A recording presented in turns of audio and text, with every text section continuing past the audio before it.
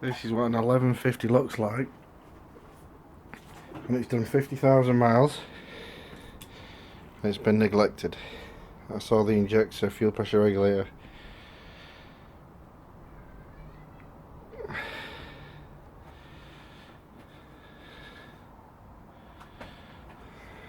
It's been dropped. It's got snap bolts in it.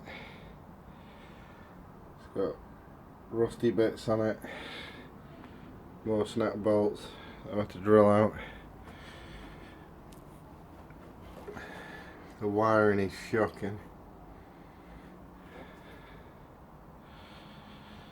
So a big thing that you should always check if you're going to strip it this much is that hose there, no, that one there, it expands, the rust expands, and then when the pressure goes down that into the sleigh cylinder, that blows off and you've got no clutch.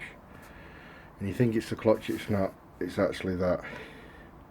It's rotten.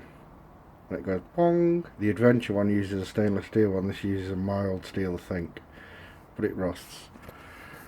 As you can see,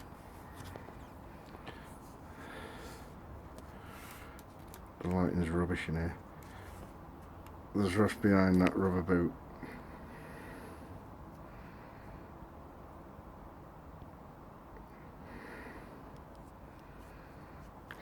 Lovely and rusty. The rear shock absorber, it's done 50,000 and there's no gas or oil in it because it's all leaked out.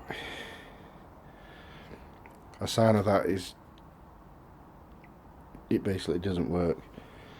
The wheel's lovely and rusty.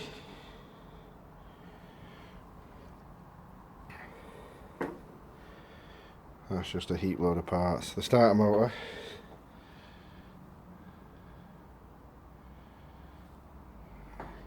that starts, and as you can see it's been down the road because my brother's rubbish.